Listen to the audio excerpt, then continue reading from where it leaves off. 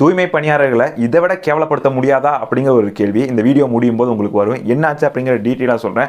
எனக்கு ஒன்றும் வந்துட்டு ஆசை கிடையாது எப்போ பாரு இவங்களை குறை சொல்லணும் அப்படின்னு சொல்லிட்டு. ஆனால் நடக்கக்கூடிய விஷயங்கள் வந்துட்டு இவங்களுக்கு ஆப்போசிட்டாக இருக்குது. இவங்களும் அதுக்கு காரணமாக இருக்காங்க அப்படிங்கிற பட்சத்தில் நம்ம வேறு யாரை சொல்ல முடியும் அப்படிங்கிற ஒரு கேள்வி வருதில்ல. என்னாச்சு அப்படிங்கிற நான் ஃபஸ்ட்டு சொல்ல ஆரம்பிக்கிறேன் உங்ககிட்ட. கோயம்புத்தூர் காந்திபுரம் மத்திய சிறை, அதாவது சென்ட்ரல் ஜெயிலில் பார்த்தீங்கன்னா செம்மொழி பூங்கா அமைக்கிறாங்க. 2023 முதலமைச்சர் அதுக்கு வந்து அடிக்கல் நாட்டுறாங்க. கிட்டத்தட்ட 45 ஏக்கரால 215 கோடி பட்ஜெட்டில் பார்த்தீங்கன்னா செம்மொழி பூங்கா வந்து நடந்துட்டு இருக்கு. இப்போ வர நவம்பர் 25ஆம் தேதி வந்துட்டு சிஎம் வந்துட்டு அதை திறந்து வைக்கிறாரு. சோ இந்த நிலைமையில ஒர்க்கெல்லாம் கரெக்டா போயிட்டு இருக்கா அப்படின்னு சொல்லிட்டு நம்ம KN நேரு அவர்கள், மினிஸ்டர் அவர்கள் பாத்தீங்கன்னா ஒரு இன்ஸ்பெக்ஷன் போறாங்க. அந்த டைம்ல பாத்தீங்கன்னா அந்த இடத்துல வேலை செய்யக்கூடிய தூய்மை பணியாளருக்கு சாப்பாடு கொண்டு வர வேண்டியதா இருக்கு. அந்த சாப்பாடு எதுல வருது அப்படிங்கறத மேட்ரு.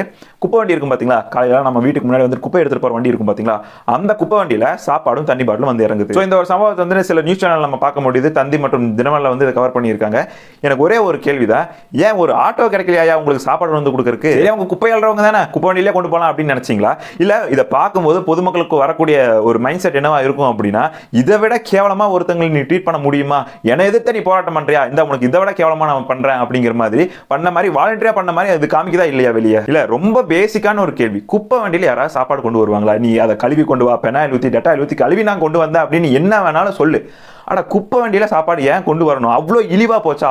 அவங்க பண்ற வேலைனால தான் நீ குப்பை வண்டியில சாப்பாடு கொண்டு வந்தே அப்படிங்கிற ஒரு கேள்வி பப்ளிக் கிட்ட வருதுல்ல. இல்ல எனக்கே வருது. நான் இந்த கேள்வி கேட்கிற பதில் என்ன? சரி, எல்லாரும் சமத்துவம் பேசுறீங்கல்ல, அமைச்சர் வீட்டுக்கோ முதலமைச்சர் வீட்டுக்கோ எம்எல்ஏ வீட்டுக்கோ குப்பை வண்டியில சாப்பாடு போகுமா, இல்ல குப்பை வண்டியில காய்கறி போகுமா, இல்ல குப்பை வண்டியில மளிகை ஜாமான் போகுமா?